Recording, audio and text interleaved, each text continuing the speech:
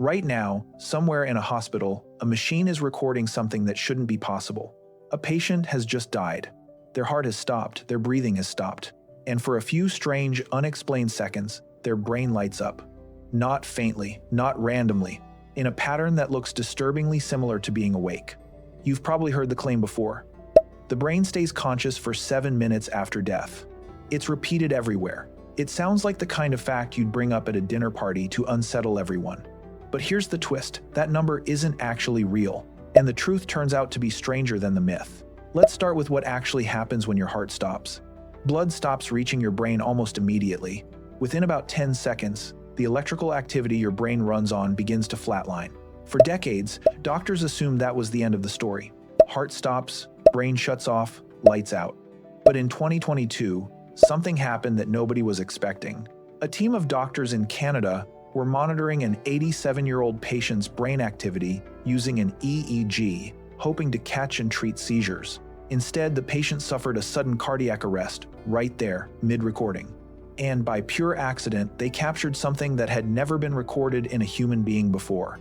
In the 30 seconds before his heart stopped, and the 30 seconds after, his brain produced a surge of something called gamma waves. Gamma waves are the fastest, most tightly organized electrical rhythms your brain produces. They show up when you're awake, when you're intensely focused, when you're dreaming. They are, as far as scientists can tell, one of the closest fingerprints we have for actual conscious experience. And there they were, firing in a dying man's brain, in an organized, coordinated pattern. Not chaotic noise, structure, which raises an uncomfortable question. What was he experiencing in those final seconds that produced a pattern that looks so much like being alive? This wasn't an isolated case either.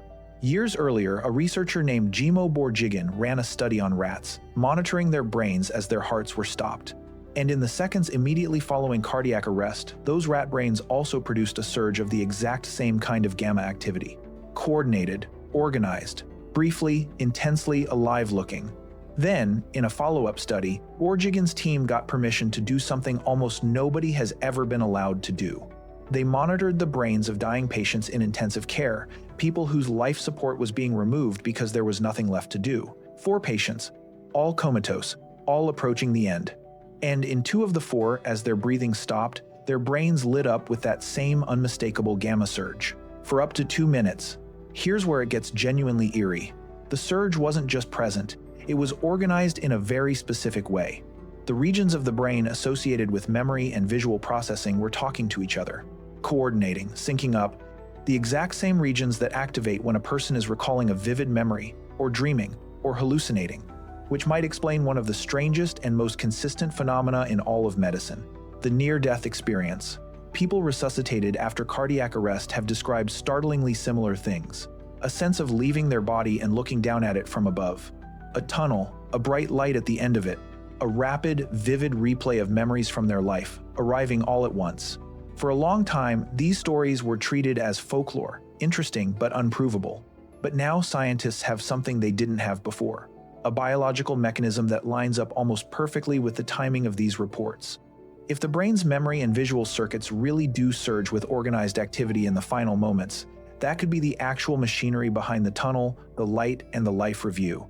Not proof of an afterlife, but proof that your brain might be capable of producing an extraordinarily vivid, structured experience right at the exact threshold most people assumed was silence. Now here's the part that actually explains where the 7 minutes myth came from and why it's wrong. The real recorded surges in these studies didn't last 7 minutes. They lasted roughly 30 seconds to 2 minutes, clustered tightly around the moment the heart stopped. The 7-minute number seems to have grown out of anecdotal, secondhand descriptions of near-death experiences, retold and exaggerated over years until it hardened into a fact that people now repeat with total confidence, which is its own strange lesson. An idea can feel true simply because you've heard it enough times, regardless of whether anyone ever actually measured it. But there's something even stranger waiting past that first surge, something scientists have only recently given a name to. After the gamma waves fade, your brain's neurons begin running out of the chemical energy they need to survive. And when that energy finally runs dry, something dramatic happens. The neurons fire one last massive coordinated burst of electrical activity all at once, sweeping across the brain like a wave. Researchers call this a terminal spreading depolarization. Some have nicknamed it the brain tsunami or the death wave. It's not consciousness. It's closer to a final, catastrophic power surge, the neurological equivalent of every light in a building flickering on at full brightness the instant before the entire electrical grid fails permanently. Once that wave passes, the neurons lose the ability to maintain their own electrical charge. And this time, there's no coming back. The window for resuscitation closes. So if you strip away the myth, here's what your brain actually seems to go through in its final moments. A flat line of activity within seconds of the heart stopping. Then, in some cases, an unexpected surge of organized, wakeful-looking gamma activity precisely in the circuits tied to memory and vision. Followed, eventually, by one last electrical wave, a final full brain event before the lights go out for good. Not 7 minutes of ghost story consciousness. Something shorter, stranger, and arguably far more fascinating because it's actually real. And here's what makes this genuinely unsettling to sit with. Doctors can't yet tell you, with certainty, what any of this feels like from the inside. Whether it's a vivid experience, a dream, total blankness dressed up in electrical noise that only looks meaningful from the outside. The line between alive and not alive has always been treated as a single, clean moment. But the data suggests it might actually be a process.